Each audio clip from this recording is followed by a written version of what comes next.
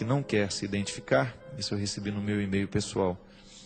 Padre Fábio, tenho sentido que minha vida está marcada pelo sofrimento.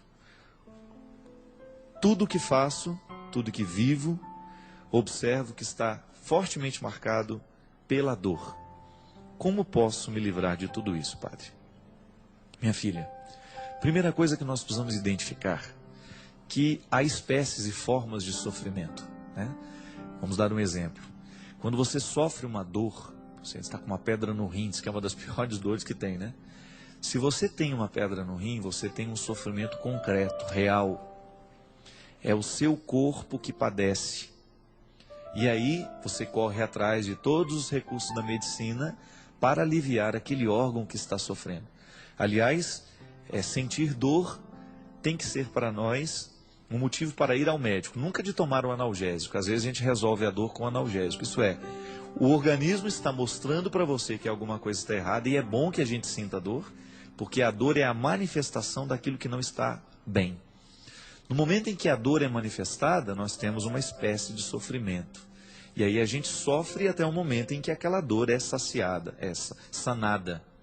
Muitas vezes com medicamento, muitas vezes precisa de uma intervenção cirúrgica, uma dor muscular, por exemplo, uma massagem vai embora, o sofrimento vai embora. Só que pelo que eu percebo, o seu sofrimento é mais do que isso, né? Ele não se localiza, ele não pode ser radiografado, ele não pode ser detectado no exame de sangue. O que muitas vezes, e aí vem a outra espécie de sofrimento, que é o sofrimento muitas vezes psicológico, o sofrimento espiritual. O que é que alimenta o sofrimento psicológico? O pensamento. A gênese do sofrimento psicológico é aquilo que a gente pensa. Pode observar. Quantas vezes você ficou sofrendo por aquilo que você estava pensando? O pensamento é a fonte de toda dor. Psicológica é.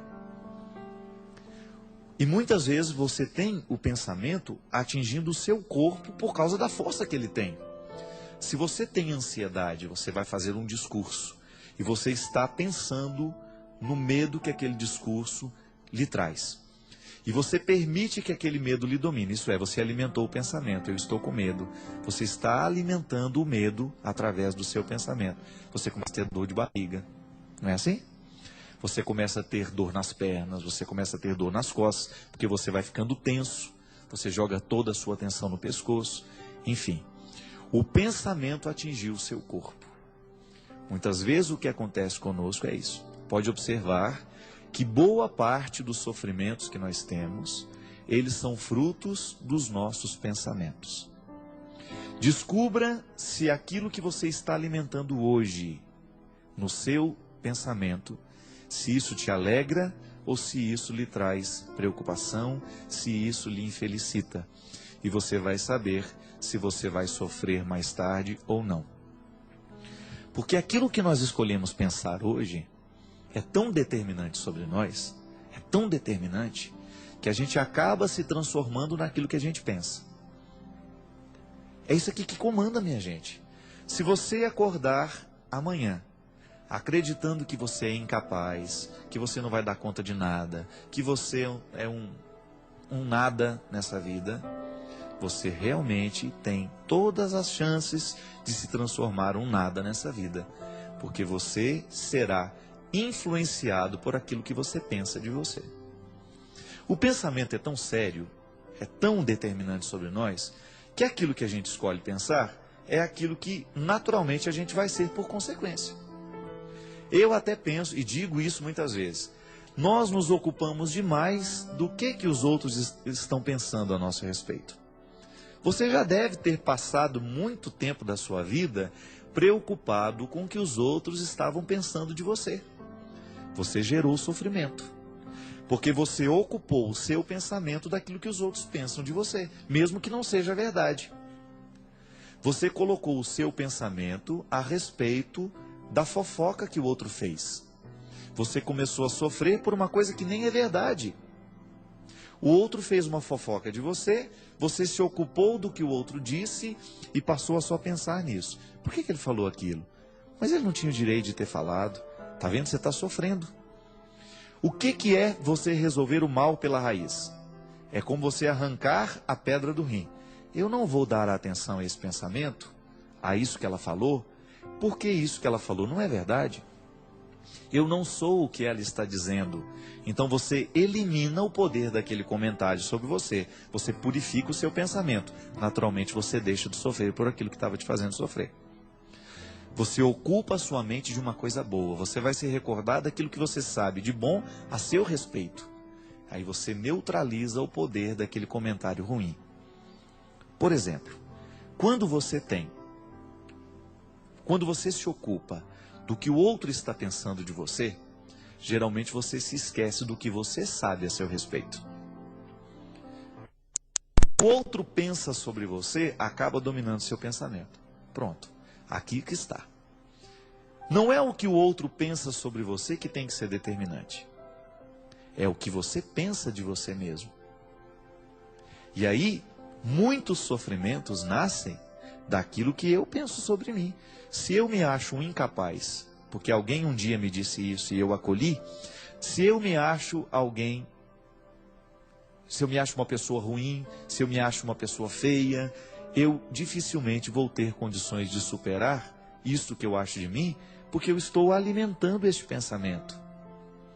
Minha gente, o pensamento é a nossa matriz, o resto é filial. E nós, quando nós temos esse sofrimento psicológico, a gente sofre por causa daquilo que a gente está pensando. Quantas vezes as pessoas vêm até mim, angustiadas, sofrendo. Padre, eu estou tão preocupado. Outro dia eu atendi uma senhora, que estava preocupada demais, porque a filha estava mudando de religião. E ela veio me dizer aquilo como se aquilo fosse o maior sofrimento do mundo. E ela chorava mesmo, minha gente. Padre, nós sempre fomos tão católicos. A minha filha não tinha o direito de fazer isso. Minha filha está se transformando em evangélico. E eu disse para ela, minha senhora, a senhora tem razão de sofrer por tudo isso que a senhora está sofrendo, por uma razão. Se a sua filha estivesse drogada, se a sua filha estivesse presa, se a sua filha estivesse com câncer, a senhora realmente teria um pensamento ruim para alimentar. E infelizmente seria difícil de tirar. Mas a senhora está sofrendo por um pensamento que não tem razão. E aí eu comecei a dar a ela uma série de motivos pelas quais ela não precisaria sofrer. E naquele momento aquela senhora foi ficando aliviada, até ela mesma chegar à conclusão. É verdade, padre, eu não tinha o direito de sofrer tanto por uma questão tão simples. Está vendo como é fácil libertar uma pessoa do sofrimento psicológico? Porque você modifica um pensamento ruim por um pensamento bom. Quantas vezes você ficou sofrendo porque você ficou alimentando dentro de você, do seu cérebro um pensamento ruim sobre os outros? É igual fofoca. Essa semana até eu me diverti muito, né, vendo o Eto e a Luzia no programa Sorrindo para a Vida dessa semana, que eles estavam falando justamente dos fofoqueiros de plantão. Eu não sei o que foi carta anônima que chegou aqui. E o Eto estava assim, dizendo, né, com tanta simplicidade. O Eto é muito simples e ele fala diretamente aquilo que a gente precisa ouvir, né? Eu gosto muito de ouvi-lo.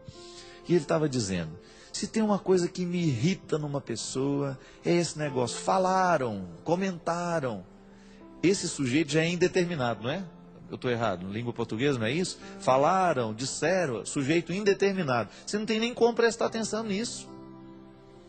Tem gente que tem o dom de ficar fazendo pensamentos ruins e ir para a cabeça dos outros. Pelo amor de Deus, vai arrumar o que você fazer.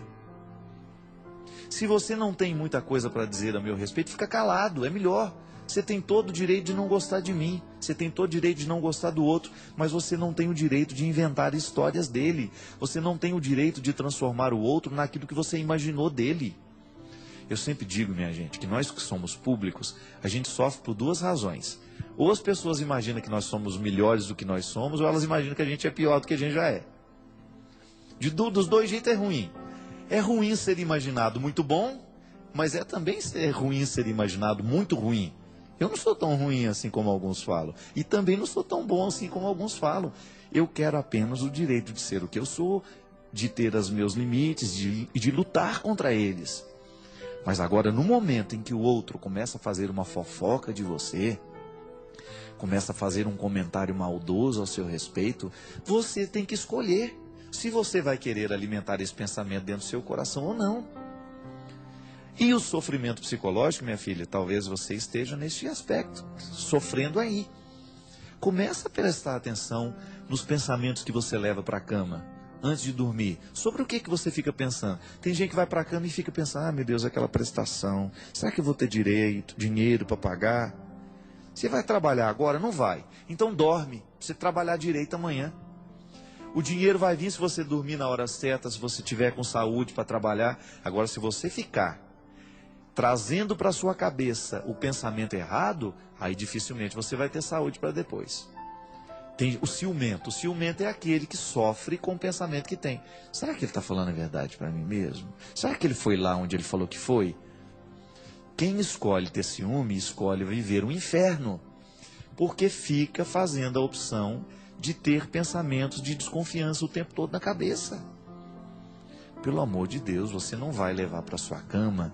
Sua cama tem que ser um lugar sagrado. Sua cabeça tem que ser um lugar sagrado. Se você percebeu que aquele pensamento não está te fazendo bem, manda embora. Não leve com você pensamentos que vão te destruir. Peça a Deus para te livrar de tudo isso. Como é que a oração tem o poder de atingir o nosso pensamento? Quando você começa a substituir os pensamentos ruins pelos pensamentos bons.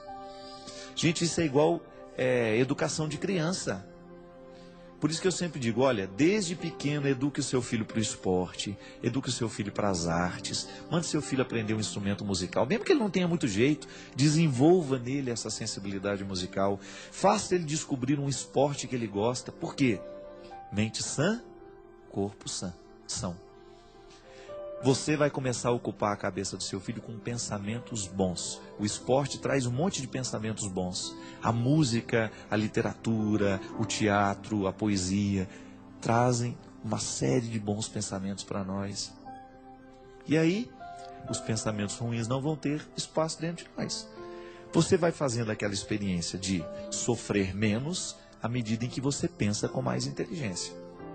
Pode modificar o pensamento ruim de hoje? Modifique logo, para que você não vá dormir sofrendo. Tá bom?